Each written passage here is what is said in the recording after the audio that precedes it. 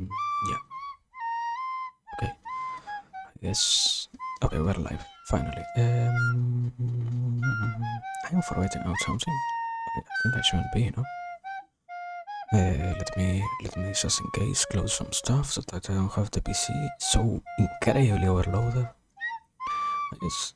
Meanwhile I could try to send some bots to the YouTube channel, just in case.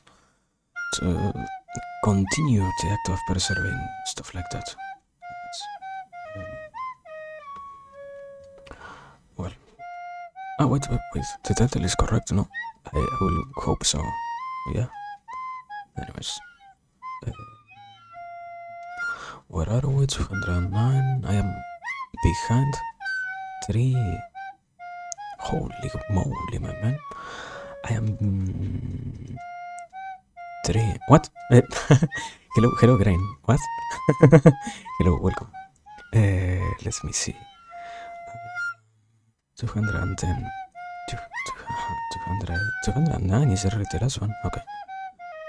210, export. Let me. This. Also this. This. Let me mute. Start. Okay, there it is. Export. I guess I shouldn't be forgetting about that much more. I think. So. Something else that I should be doing? Well, I mean, I could try to program some. What are they called? Some. What the hell are these?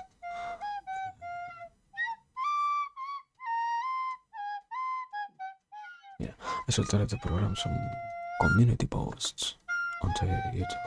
Meanwhile, I guess. Anyways, well, before that, I will take a leave for a second, as I still have to get something else done. Give me a second, and after that, I will try to make some of those, and I guess after that, we are probably going to really start.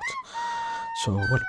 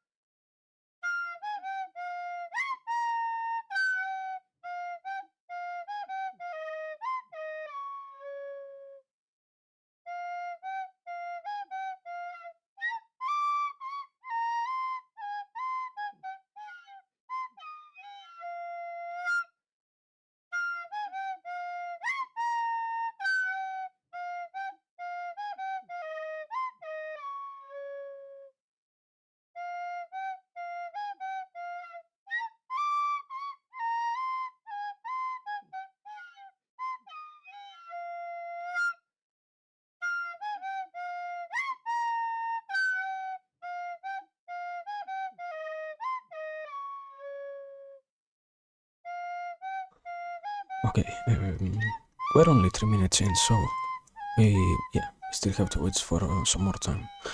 Let me. What do I have to do? Let me try to make some of those. Some community posts. Schedule community post. I haven't even checked if it is that useful to but I guess simply to shitpost is interesting. I guess. What the fuck are these videos? Anyways, community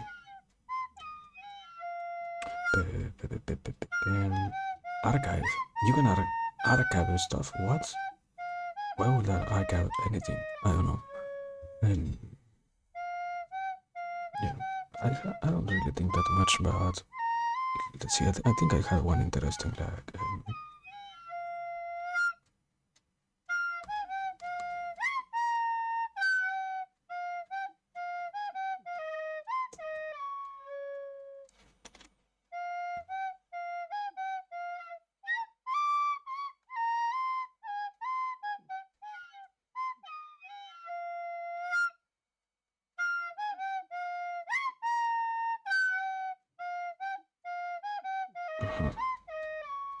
Something like that. Scale for.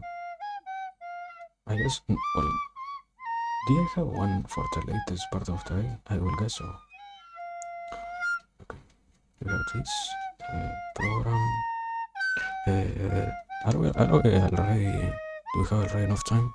Has already enough time passed? Huh? I know the starting song is a joke, but damn, is that grating? I Sorry. I mean, that is why partially I started to also try to talk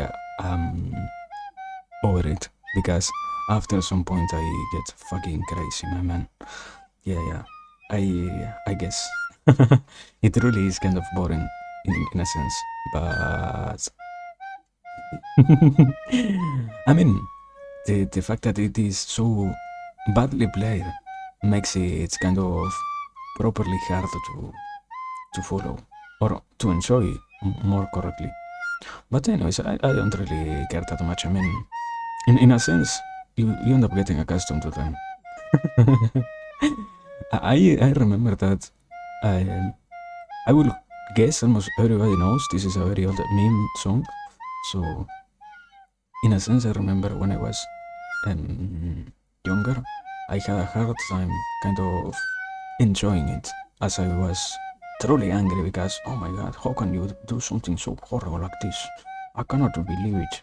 But after some time, I stopped really caring. And now I find it funny because, haha, bad music, haha. Another stuff, what?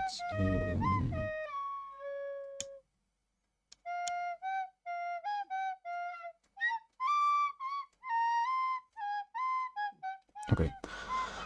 Okay, at the very least I scheduled two posts, so we are with that very well. I would like to fucking schedule things on Twitter, but I don't know who decided that it was necessary to not schedule stuff, or that you will need, if you wanted to schedule anything, you will need to have a fucking iPhone. What the fuck? Anyways, okay. Before starting, let me, as always, hear myself. Are we fine? Yeah.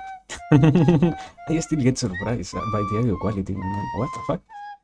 Anyways, if somebody is hearing, what? Oh no, we're already with an adding, bro. This is so bad.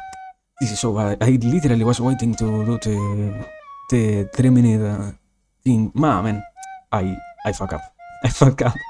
No, this is so sad. Anyways, I guess I can't. Man, this is so sad.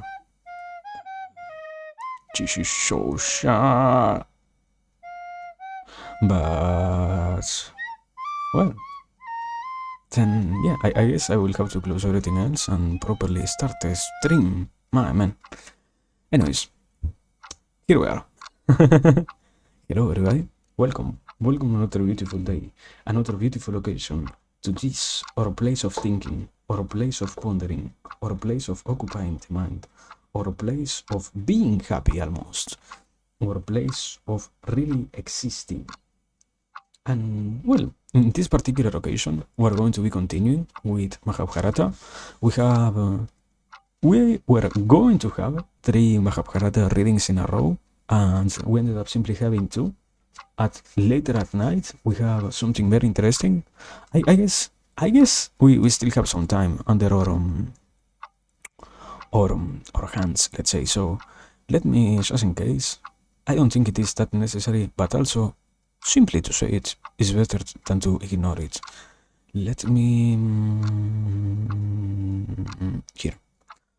Let me pin this thing so that everybody can see it. Quality content creation. This over here, pin, yeah, 20 minutes, it's fine. So anyways, as I was saying, here we are, very nicely, very well put together once again, to keep reading some interesting stuff, to keep seeing, to keep analyzing, in this occasion Mahabharata. And well, as always, before properly changing scenes and similar things. Welcome everybody. Welcome, and thanks for being here. Welcome to our lurkers, our beautiful bot watchers, and to everybody else. Also hi. In this occasion, we only have to say hi to Crane BT, our very nice friend. Also, another Vtuber, just in case somebody is asking what the BT means. Yeah, another Vtuber. And well, here we are basically. Now let me try to properly change scenes. Mahabharata, yeah. There it is. Ah, what a nice thing it is to have them already prepared so that I don't have to set up anything else. But well, transition and well, okay. I think a kind of problem that happened is I tend to speak a little bit less intense when I am getting ready, so I forget that I need to go a little bit more louder. Sorry for that. But anyways, here we are. Transition, and here we are. Properly on the book, my man. On the Mahabharata. This is so nice.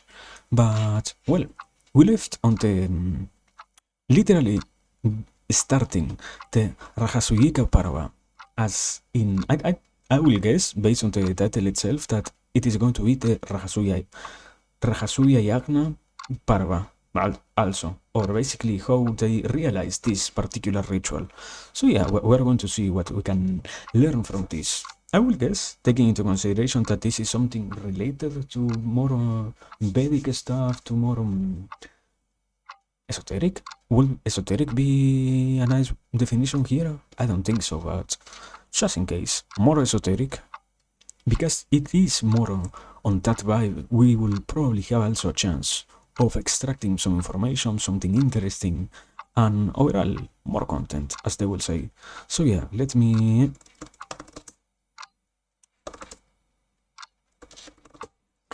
make the marker for the proper starting part, and now we shall properly start to commence this reading. Well, after doing so, what transpired on the last reading session was simply we saw how the different brothers of Yudhishthira, as in the Pandavas, as in the main protagonist of this particular story that we are observing right now, conquered so much land and so many things, basically to get prepared for what is going to happen right now. And there were some lessons, yeah, I remember.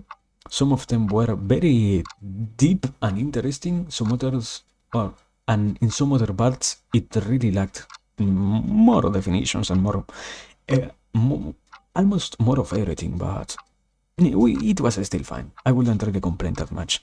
So yeah, now we might as well, with that short introduction. Wait, why am I so fucking far from the microphone?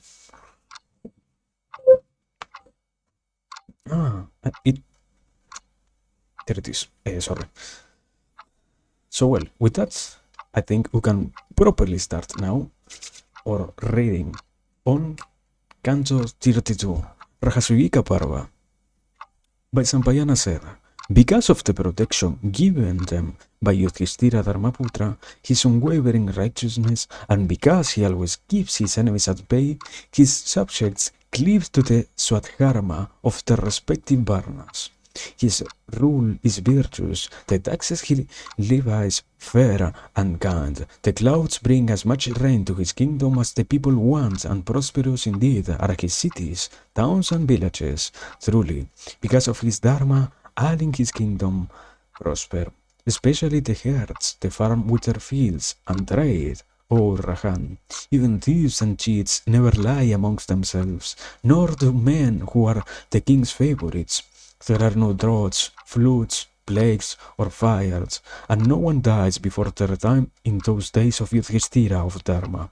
Never for battle or from enmity do their kings come to Yudhishthira, but only to serve him, offer him worship or tribute, which puts no strain upon them.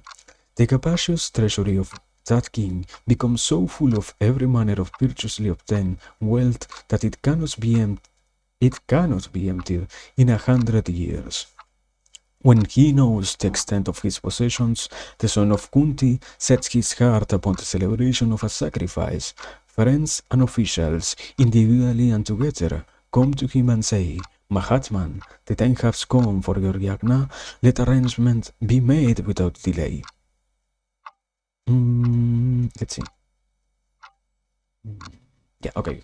We might as well pause here because I think it has been already repeated enough, but it never is negative to keep analyzing it more deeply.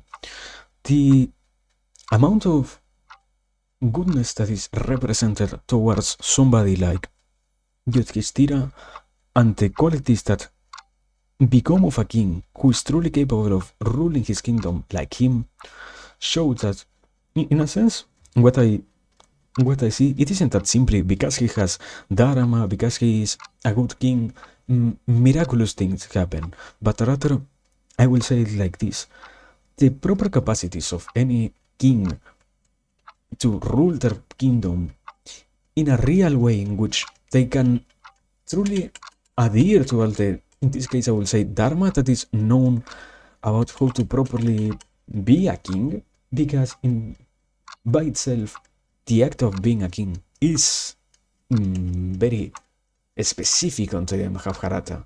So the simple act itself of knowing how to perform such a role, and even more how to satisfy all of the deities and be even more somebody who is truly capable of providing everything that is needed, shows how much things go well. Not in the sense of, wow, he puts effort towards that, and that simply works. Rather, the amount of efforts that he puts end up being so directly correlated with his success that it might as well be completely unprovable that if you were to try your best, you wouldn't get good results. And even in this story also, there is contained examples in which things go bad because you are good and because you are not so negative towards those who are trying to attack you, as Yudhishthira did, for example, with his, who were they? With his uncle and the other side of his family, those who, even while being from the same heritage as him, decided to attack him to make him seem no inferior, and to try and I mean, not even to make them seem inferior directly. In this story in particular, they tried to kill all of the Pandavas. It isn't that they simply were being valued a little bit. No. So, yeah. Even in the face of challenge, and even in the face of the most, I will guess, probably the most atrocious type of abandonment and also defilement and traitioning of trust, or destruction of trust, which is to see that your own family decides to not be good with you, those who should base, even more in the Mahabharata as it is shown, based on the previous knowledge, should be obliged to be good to you, even in the face of something like that. Trying to do good is what gives you good results, not trying to be negative, not trying to be aggressive, not getting angry, not getting taking unnecessary measures, not being unjust, but rather to truly cultivating the qualities that end up giving you the possibility of really, I wouldn't say simply showing to others, but rather more like by simply working on those things yourself, you can find that they end up liberating you of the charge that is to see the rest of your efforts fail, almost. But yeah, that is why I was pondering a little bit on this part once again, because I think observing all the benefits that get created from his efforts, you can truly notice how much of a positive thing it is to be good instead of deciding to destroy anything else because your previous experiences might as well tell you to do so. So yeah, very, very, as always, positive in that sense. I can't think about something that is negative. So yeah,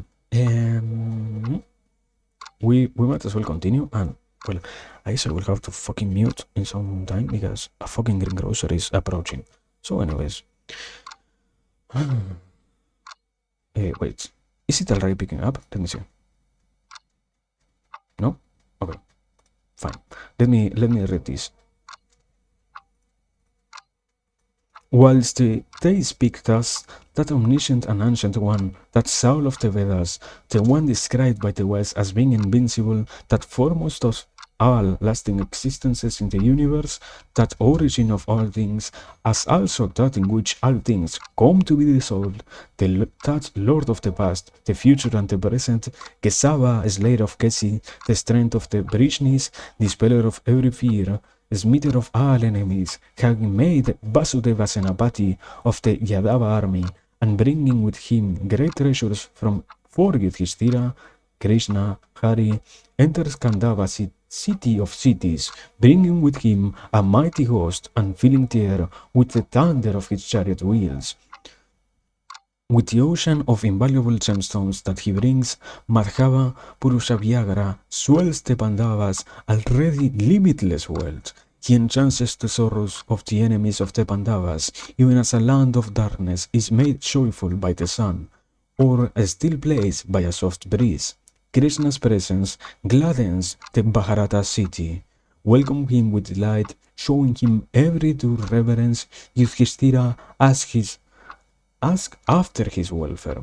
And when Krishna sits at his ease, the Pandava, bull among men, along with Damya, Dvaipayana, the other sacrificial priests, with Bhima, Arjuna, and the twins, speak thus. O Krishna, it is for you that I have brought the world under my sway. O Vrishni, it is through your grace that I have won vast wealth. O Devakinandana, O Mahadva, I want to devote my wealth by the law to great Brahmanas and the bearer of the libations of the yajna. And, O Dasarha, it becomes you, Mahabaho, to allow me to perform a sacrifice along with you and my brothers. So, O Govinda, if you permit my yajna, go and install yourself as the sacrifices, and I will be washed of all sin. Otherwise, Mahatman, give me leave to become the sacrificer myself, together with these my younger brothers. For with your blessing, I will surely enjoy the fruit of an immaculate sacrifice. This is a fucking one. No, this isn't. This isn't an I. Wait. This is a one. That is a one. That isn't an I. What? What? What? Anyways, it completely distracted the point, man. What? Anyways, what?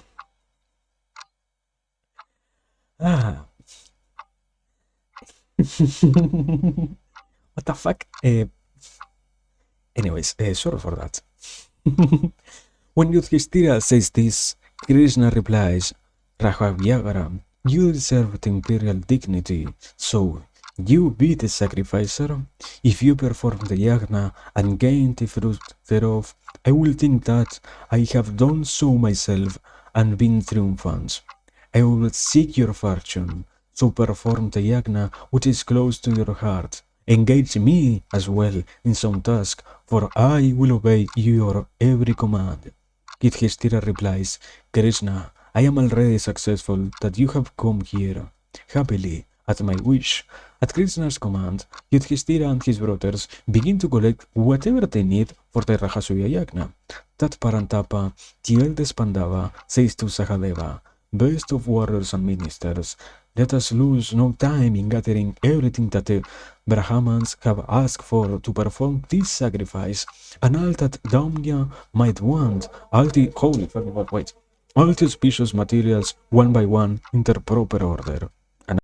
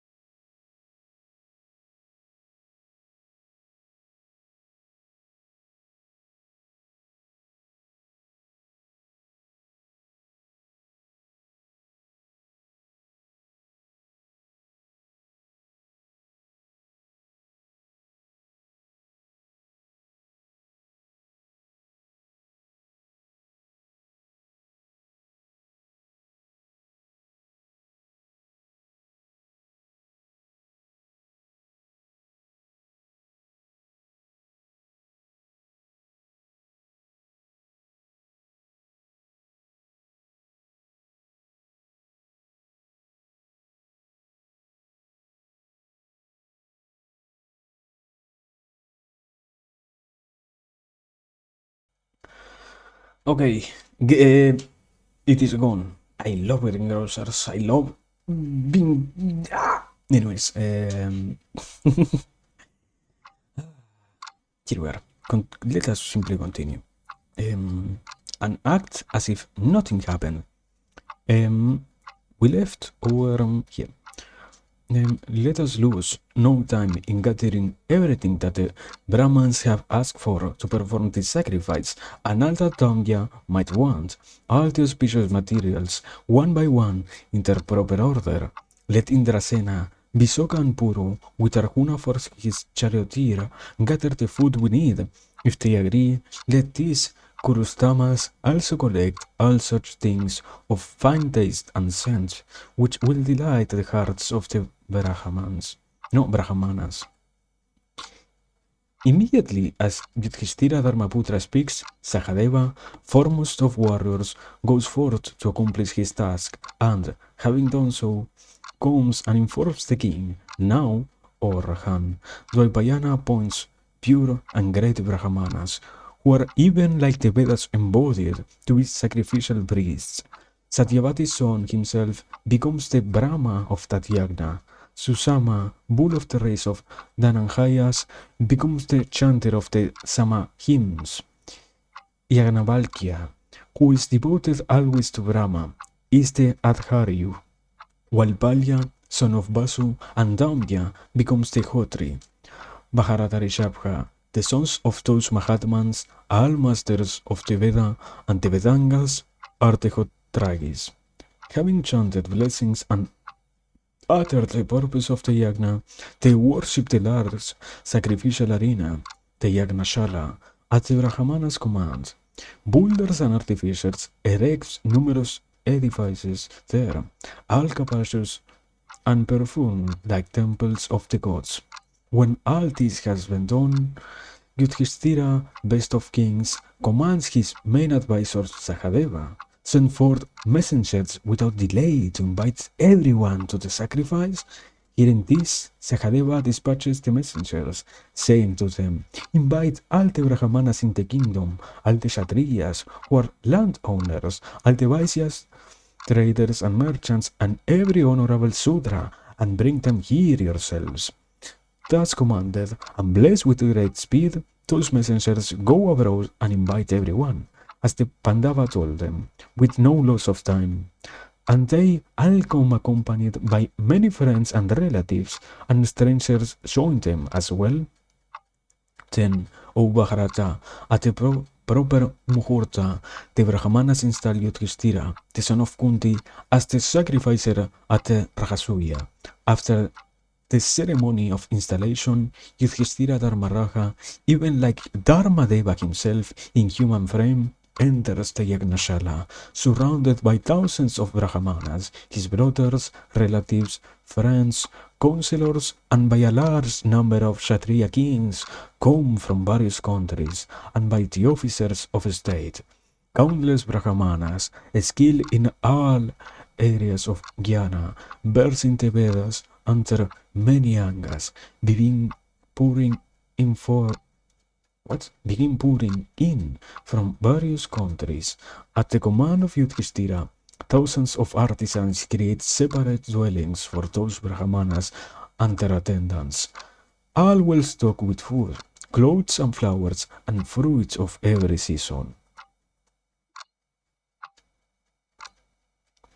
O king, having been truly worshipped, the Brahmanas start living in those dwellings, passing their time in spiritual and outer converse.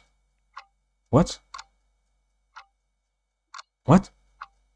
Passing their time in spiritual and others converse. What? In spiritual? Eh, There, there lacks a word, man. You already are dealing with misspellings. Anyways, passing their time in spiritual and others converse and watching the performances of actors and dancers without let or pause. The commotion this of their cheery eating and talking together is heard there. Give and eat are the words heard most often, incessantly, every day. And, O Mahabharata, Yudhishthira gives thousands of cows, bedsteads, gold coins, and newborn young women to those Brahmanas. Thus, on earth commences the sacrifice of that peerless Kshatriya, Pandu's illustrious son, even like the yagna in heaven of Sakra himself. Then that Purusharishabha Yudhishthira sends Nakula, son of Pandu, to Hastinapura to fetch Bhishma and Drona, the Dharatirashtra, Vidura, Kripa, and those among his cousins who are affectionate towards him. And that is what I am talking about, my man. Wow! Man.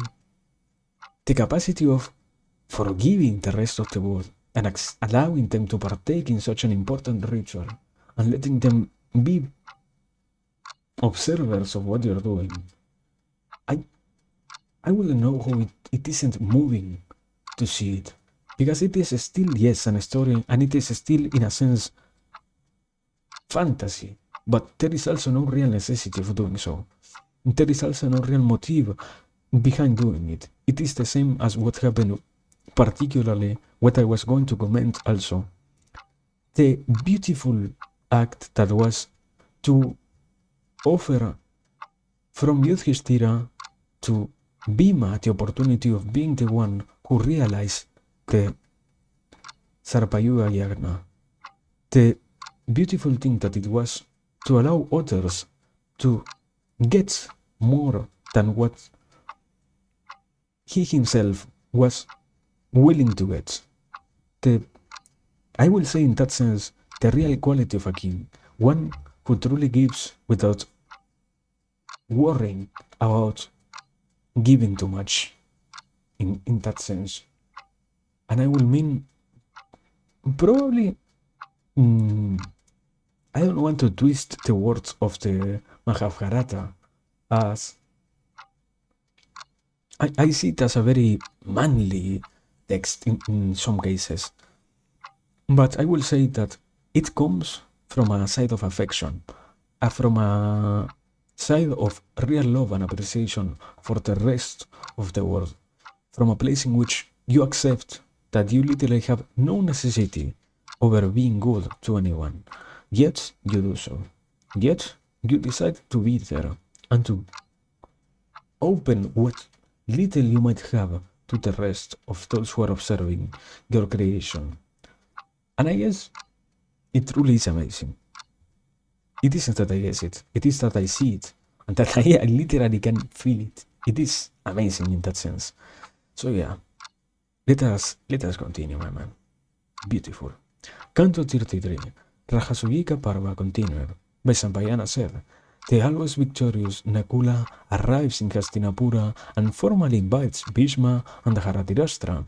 Invited with due ceremony, the Kuru elders, with the Acharya at their head, come with joyful hearts to that yagna with Brahmanas walking before them. Also, Bharata Rishabha Hearing of Raja Yudhishthira's sacrifice, hundreds of other Kshatriyas, out of the known the nature of this yagna, come joyfully from numerous countries, wanting to behold Yudhishthira, the son of Pandu, and his Yagnashala. They come bringing priceless jewels with them, of many kinds, and Haratirashtra and Bhishma and Vidura of the lofty intellect, and all the Kaurava brothers, with Duryodhana at their head, and Subala the king of Gandhara, and Sakuni, endowed with great strength, and Achala, and Brishaka, and Kama, greatest of all Ratikas, and Salya of the awesome might, and Balika the strong, and Somadata, and Buri of the Kurus, and Burisravas, and Sala, and Aswat Hama, Kripa, and Drona, and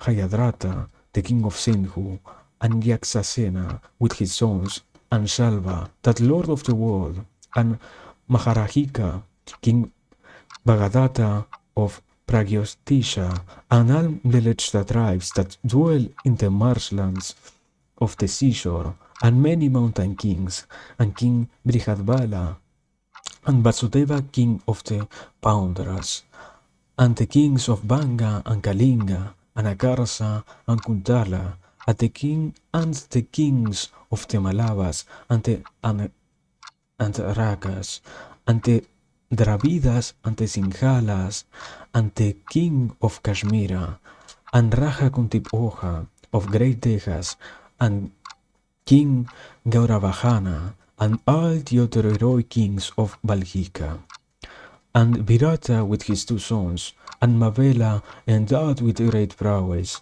and many kings and princes ruling in various countries, and, O Mahabharata, King Sisupala, blessed with terrific Tejas and invincible in battle, accompanied by his son. All of these come to the sacrifice of the son of Pandu, and Rama, and Aniruddha, and Ganka, and Saharasana, no, what? And Sahasarana, and Gada, Pradyumna, Samba, and Charudeshna, of great energy, and Ulmuka, and Nishata, and Tebol, and Gavaha, and innumerable other Vrishnis, almighty Maharathikas, come there. These and many other kings from the middle country come, O king, to that great Rajasuya Yagna of the son of Pandu, Rahan. At the command of Yudhishthira Dharmaraja, mansions are assigned to all those monarchs, full of every kind of viand, set among tanks and tall trees. Dharma's son worships all those illustrious sovereigns as they deserve, revered by him. They retire, each to the mansions given to them. Those edifices are lofty like the cliffs of Kailasa, beautiful, lavishly and elegantly furnished. They are surrounded by lofty, strong white walls. Their windows are covered by fine mesh of gold, and their interiors adorned with strings of pearls. Gradual and easy to climb are the flights of steps inside, and the floors are covered with costly carpets. Everywhere inside those palatial homes, garlands of fresh flowers hang, and the rooms are perfumed with fine aloe. White as snow or the moon, they appear enchanting, even from a Johanna away. Wide and high are their gates and doors, wide enough to admit a crowd.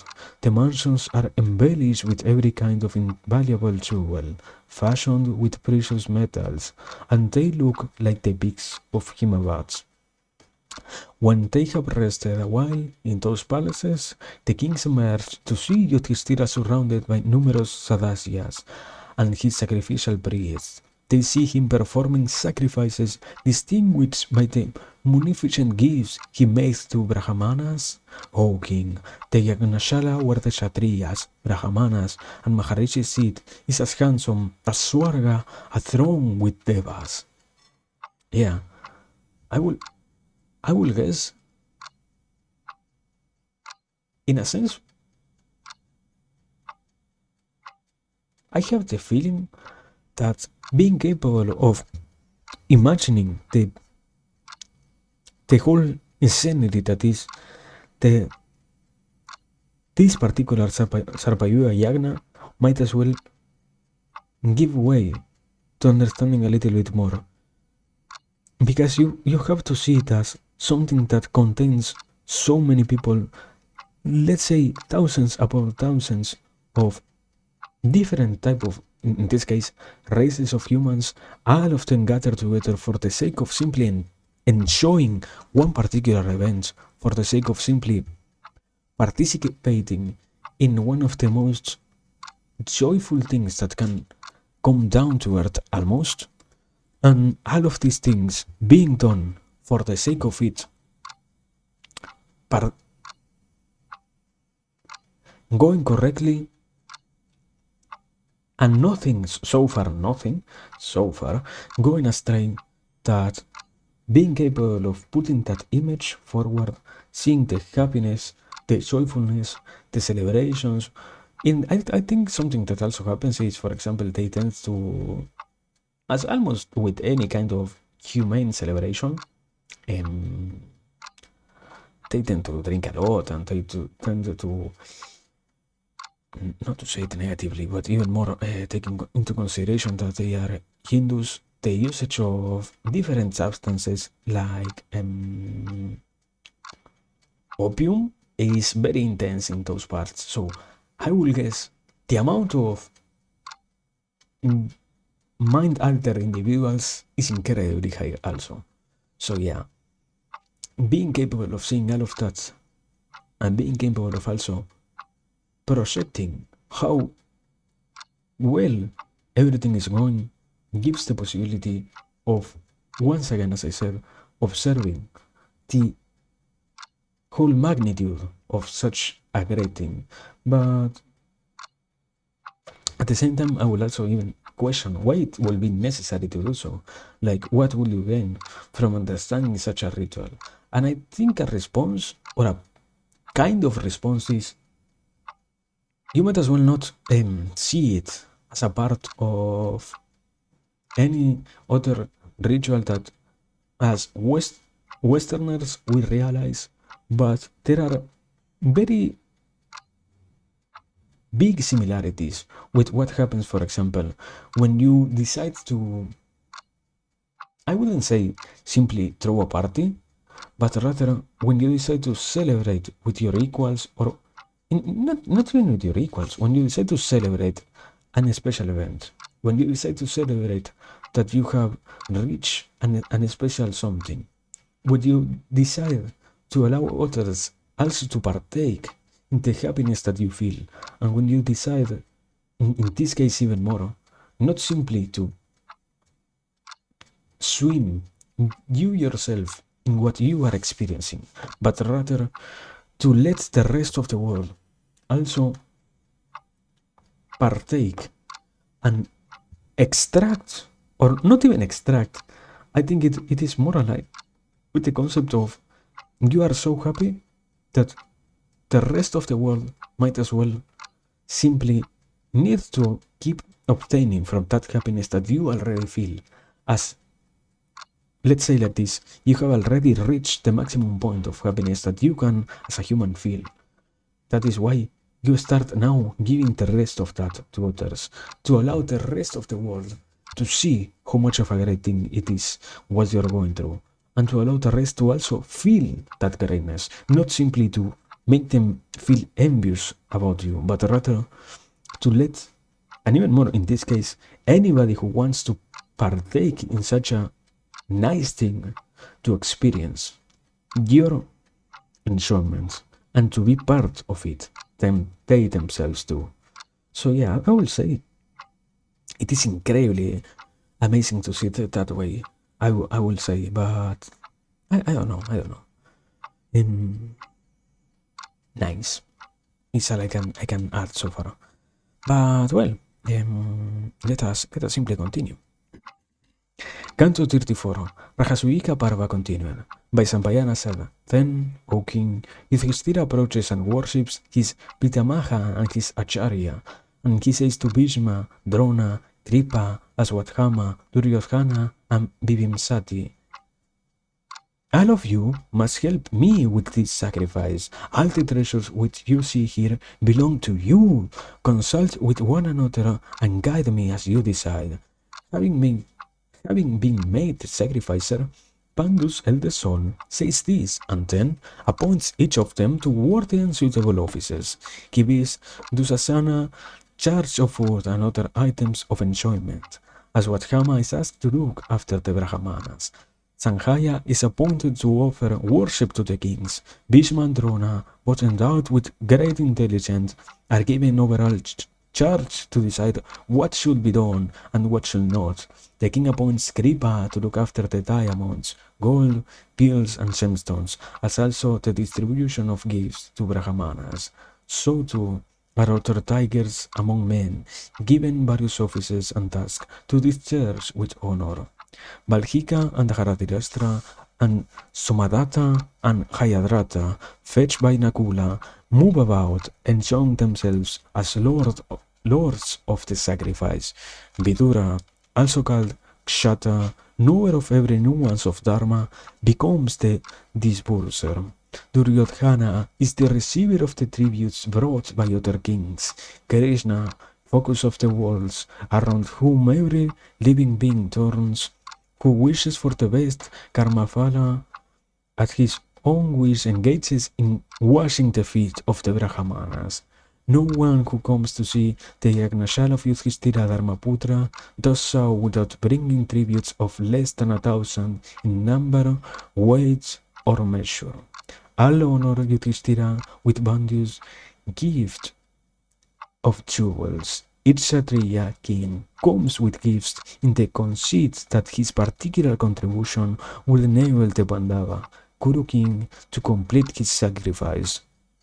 O king, beautiful and magnificent indeed is the Yagnashala of Kunti's son, with a plethora of palaces built to last forever, thronging with guardsmen and warriors. So lofty are these that their tops touch the Vimanas of the gods, who come to witness the Yagna. Wondrous are the chariots of the Devas, and wonderful the mansions created for the Brahmanas to stay in, which resemble those Vimanas, and which are adorned with gems and filled with every kind of wealth. Fine indeed are the crowds of kings who come here, all blessed with noble beauty and vast wealth. As if vying with Varuna himself in riches, Yudhishthira begins the sacrifice distinguished by 6 fires. He gives lavish gifts to Brahmanas. The king gratifies everyone with gifts of great value, and, indeed, with every manner of object they can possibly desire. An abundance of rice is served, as well as all other delicacies. Then, masses of jewels brought as tribute are distributed. That immense concourse consists only of those sated to surfeit. The Devas are worshipped at this yagna with the Ida, Grita, Homa, and libations poured into the Agni by the Maharishis, masters of the mantra, their enunciation faultless. Like the gods, the Brahmanas are also adored with sacrificial offerings, with food and wealth past calculation. The other Varnas are also gratified at that yagna and filled with joy. Man, yeah. I think truly it is amazing to see it. And what? We changed Canto. We changed Parva. What? What is this? What? What is this? What? This is this is knowledge. What is this? What is? Oh my god! What? I didn't. What is this? New Parva? Aryaharana Parva? What? I thought it was going to be all encompassing simply one Parva. What is this, my man? Let me spoil myself a little bit. What? Oh man, oh man, oh knowledge. Oh my god. Oh yeah. Let's fucking go. This is beautiful, my man. Let us no yeah.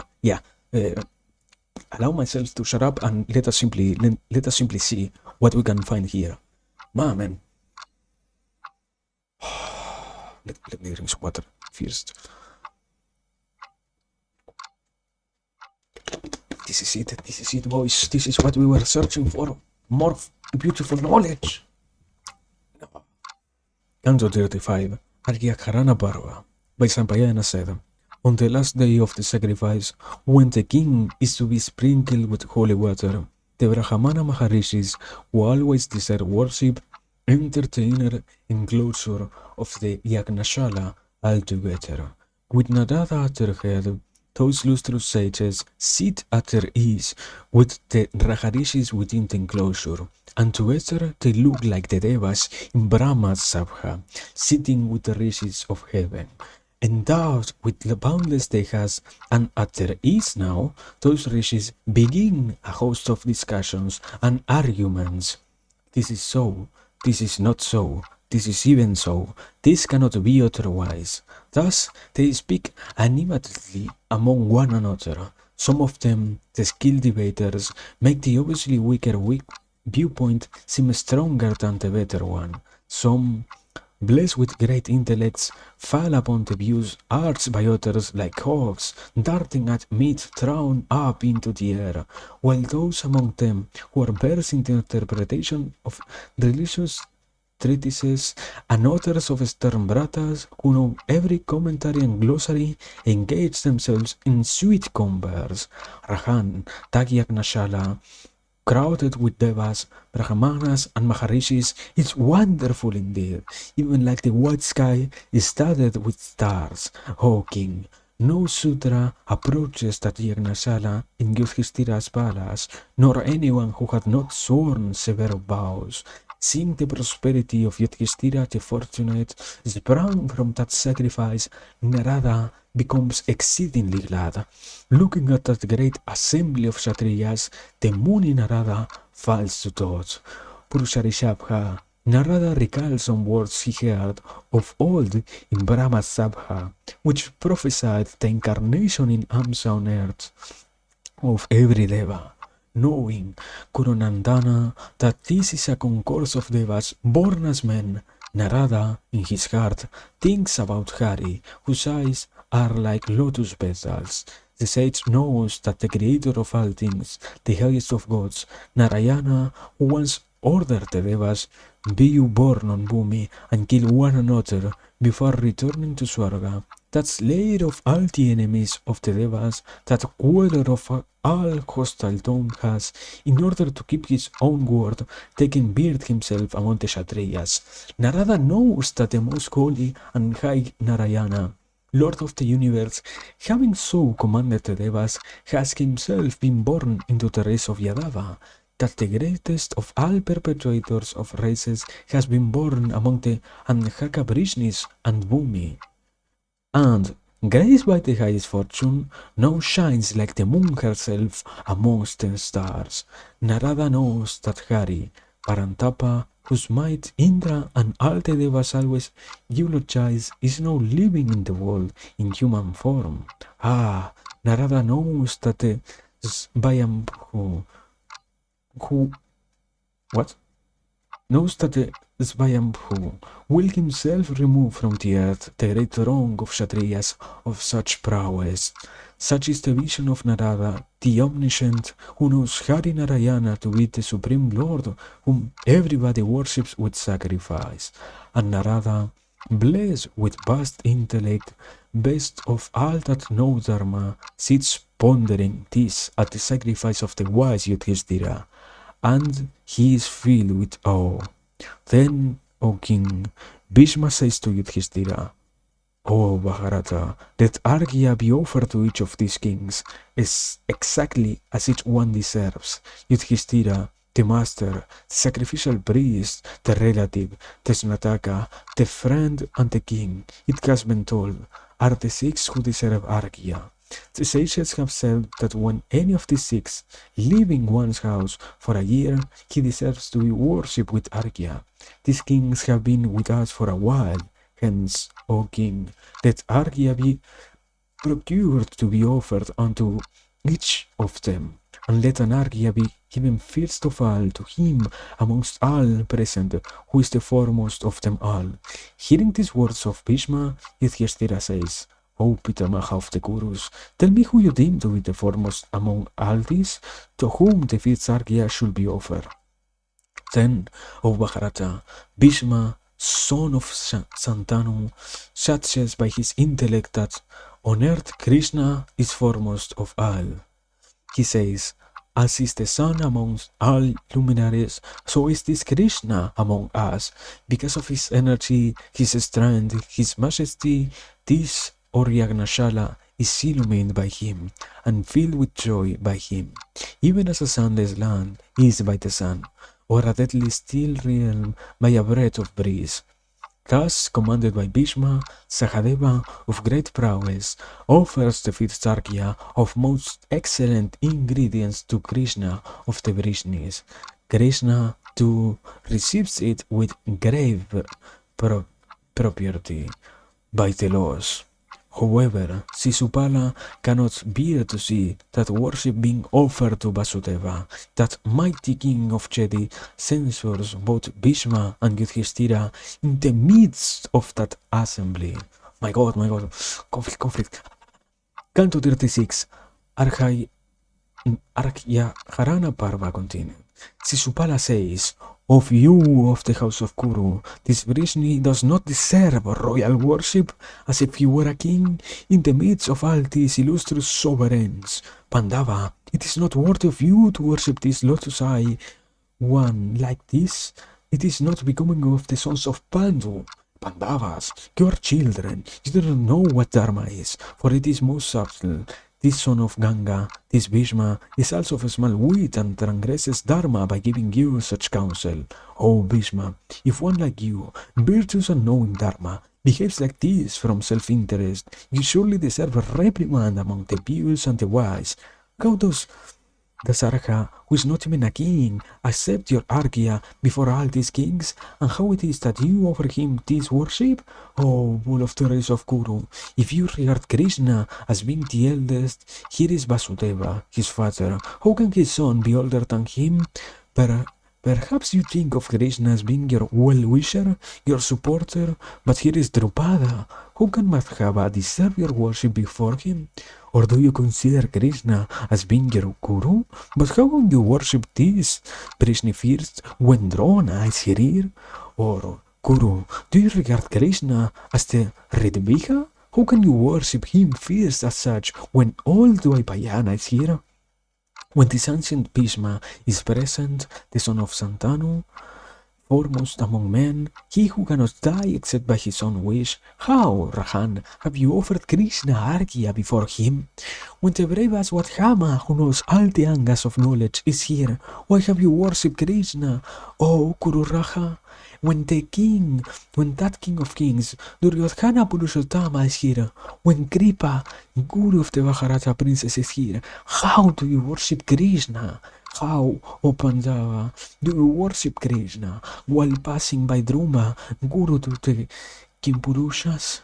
When the invisible Bhishmaka and King Pandya, who bears every auspicious sign upon his person, when Rukmi, best of kings, and Ekalavya and Salya, lord of the Madras, are here, how, O son of Pandu, have you offered Krishna the fifth worship? Here, too, is Kalma, always boasting of his strength among all the other kings, and who is endowed with immense prowess, who is the favorite disciple of the Brahmana Hamadagnya, the archer who vanquished everyone in battle by the strength of just his own arms. How, O Mahabharata, do you pass him over and offer Krishna fierce worship? Madhusudana is neither a Ritvik, nor an Acharya, nor a king. That you adore him first, despite all this, could only be from some motive of gain. If, O Mahabharata, you always meant to offer the Purusottara to Krishna, why did you bring all these other kings here to be insulted? We did not pay you tribute, illustrious Kaunteya, from fear, any desire for gain, or having been won over through conciliation. On the other hand, we paid you tribute because you wished to perform the Rajasuya Yagna for the sake of Dharma, but you have insulted us. Rahan, it is only to insult us that you offered Krishna, who owns no insignia of royalty, the Argya in the midst of all these kings of the earth. Surely, the renown you, Dharmaputra, have for your virtue is baseless, for who would offer such undeserved worship other than a man who has fallen away from Dharma? This Vrishni wretch treacherously killed the noble Harasantha. Yudhishthira, you have abandoned Dharma today. You have shown us baseness by offering Krishna the Argya. If Kanti's helpless sons were afraid, disposed to baseness, should you, Madhava, not have enlightened them that you have no right or claim to this first worship?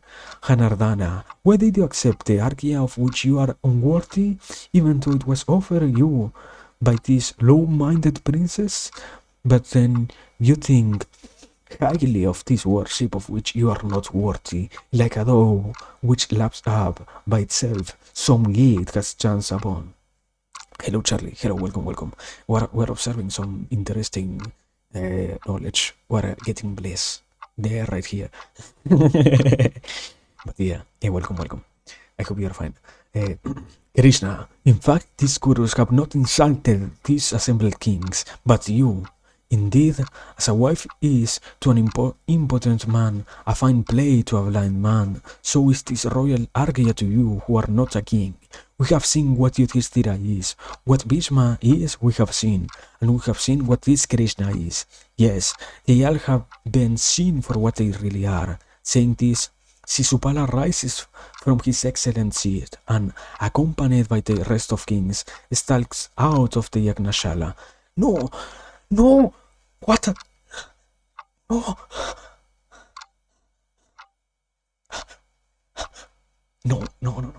No! My bro, this is the end. This is so over. Canto 37, Argya Harana Parva continued. By Sampayana said, Yudhishthira runs after Sisupala and speaks sweetly and conciliatingly to him. Lord of the earth, what you have said hardly becomes you. It is needlessly cruel and sinful. Do not insult Bhishma by saying that he does not know what Dharma is. Look, all these kings who are older than you approve of Krishna receiving the Purodasa. You, too, should bear it patiently, as they do. Lord of Chedi, Bhishma knows who Krishna really is. You do not know him as the Guru Pater does. Now Bhishma says, he who does not approve of the worship offered Krishna, who is the eldest in the universe, deserves neither soft words nor conciliation. The greatest warrior among Kshatriyas is he who defeats his enemy in battle and then sets him free. He becomes a guru to the one he frees. I do not see in this assembly even one king whom Krishna, son of the Sattvatas, has not vanquished. Krishna of unattained glory deserves to be worshipped not just by us. This mighty armed one deserves the adoration of the three worlds. Numberless great Kshatriya warriors Krishna has killed in battle. Why? All the universe is founded in this Vrishni. So it is that we worship Krishna before all the rest, all the eldest. What you say does not become you, Sisupala. Do not think like this. Rahan, I have waited upon many who are truly old in Jnana.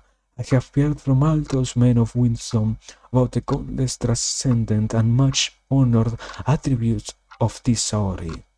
How often I have listened to all the awesome deeds that Krishna of much less intellect has performed since he was born.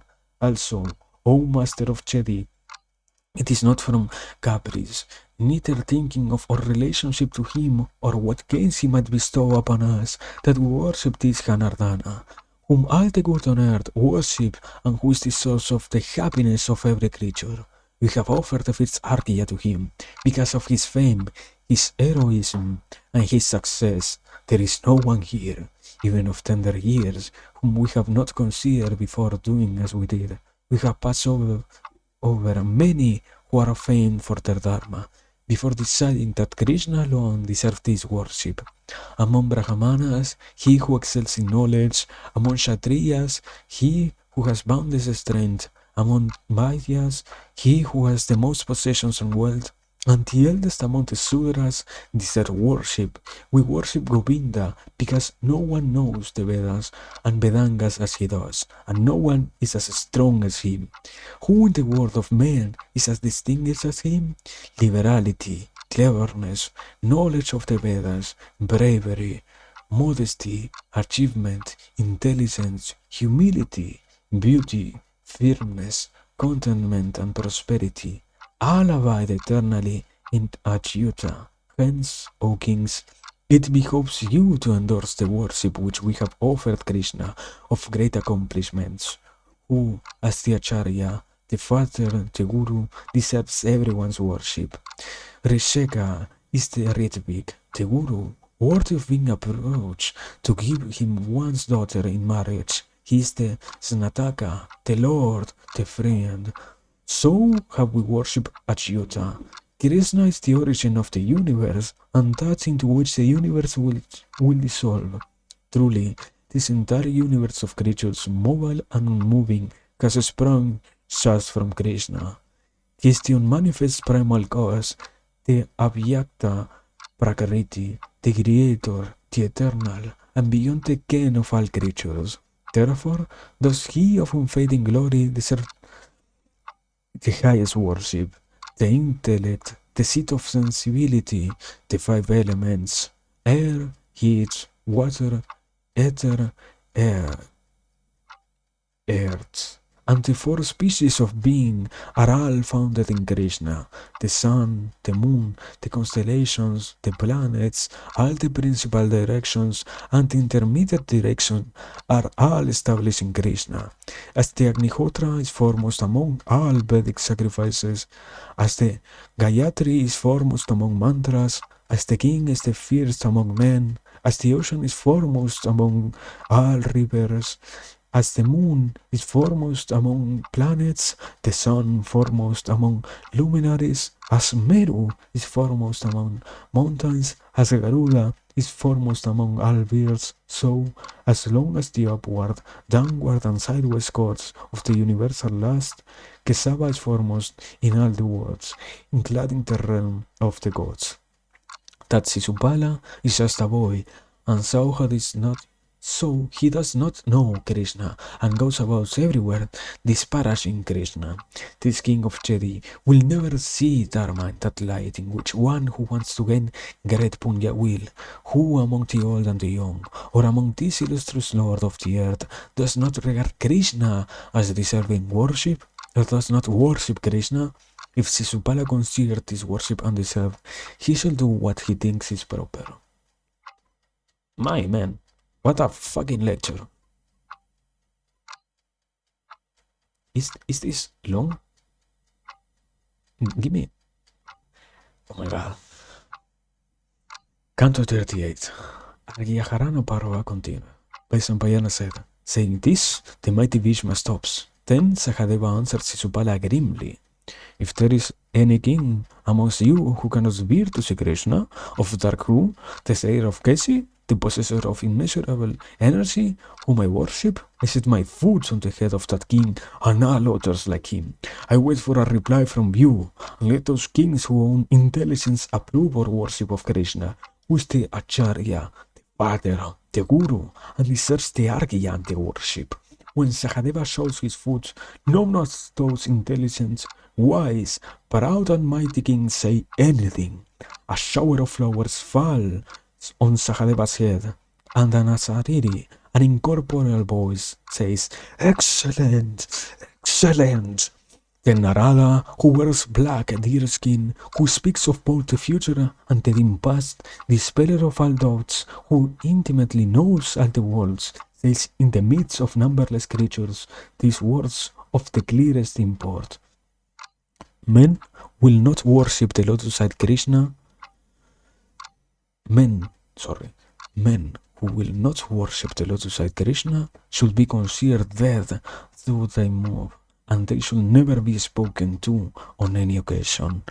Then that god among men, Sahadeva, who well knows the difference between a Brahmana and a Kshatriya, having worshipped those that deserve worship, completes the Argya ceremony. But upon Krishna receiving the first worship, Sunita Sisupala Parantapa, his eyes red as copper with rage, says to those lords of men, "Why do you sit thinking still when I am here to lead you all? Let us stand together in battle against the Vrishnis and the Pandavas." Thus, stirring the kings, the bull of the Chedis holds counsel with them how to obstruct the completion of the sacrifice. All the invited kings who had come for the yagna, now with Sisupala leading them, look angry and their faces become pale. They all say, "We must make certain that it is clear we have not acquiesced in Yudhishthira's sacrifice or to Krishna receiving the first Argya." Impelled by avarice and belief in their power, the kings, robbed of reason by anger, speak thus, moved by arrogance, smarting under the insult offered them. The kings repeat this loudly. Though their friends seek to pacify them, their faces are suffused with rage, even like those of roaring lions driven away from their prey. Krishna understands that the Sea of Kings, countless its waves of troops, is preparing for a terrific attack. Are we at all? Yes. Basically, yes, we're ending it here, my man. This is big content. This is what the Mahabharata is about, my man. What what a beautiful book. Man, what an incredibly beautiful book. Let's leave it at that. This is all for now. We are going to take a break and we are going to get back in the evening, in my evening. But until then, man, what is this war?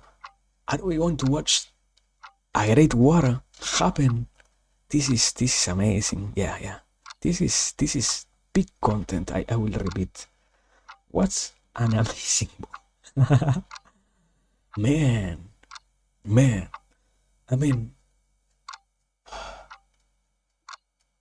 I will say it like this. Probably it is one of the most dense text to read. At least that particular parva. It is incredible. I guess, yeah, you can truly say the Mahabharata is one of those books that is underappreciated. My man, what a gift it was. Man, I don't know. Knowledge, simple knowledge. The beauty of having received knowledge. Yeah.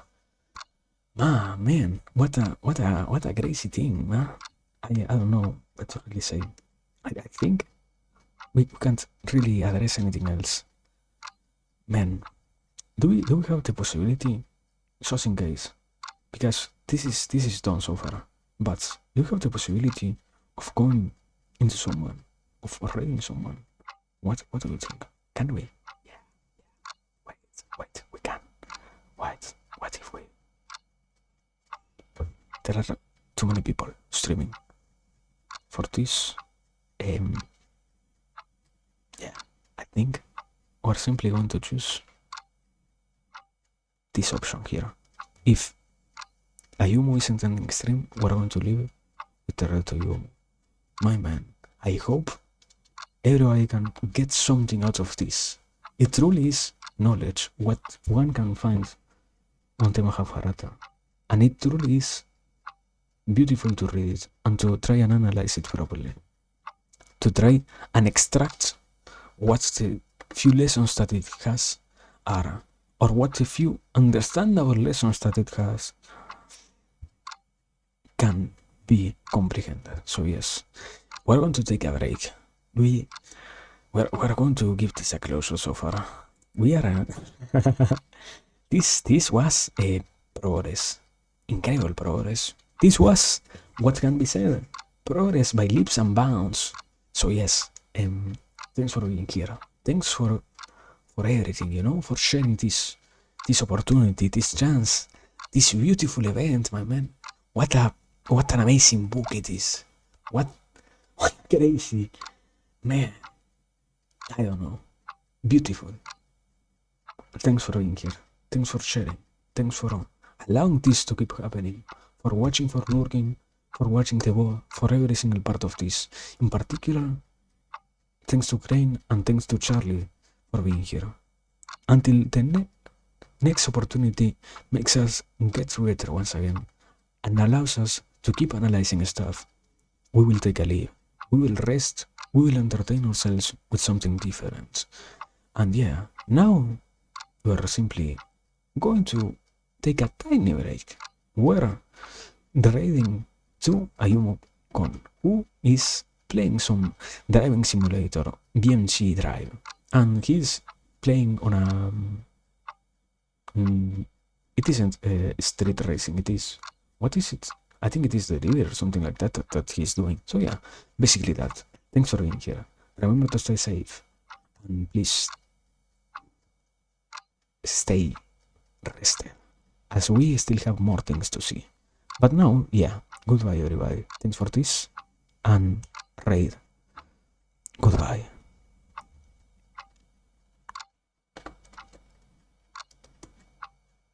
Man, what the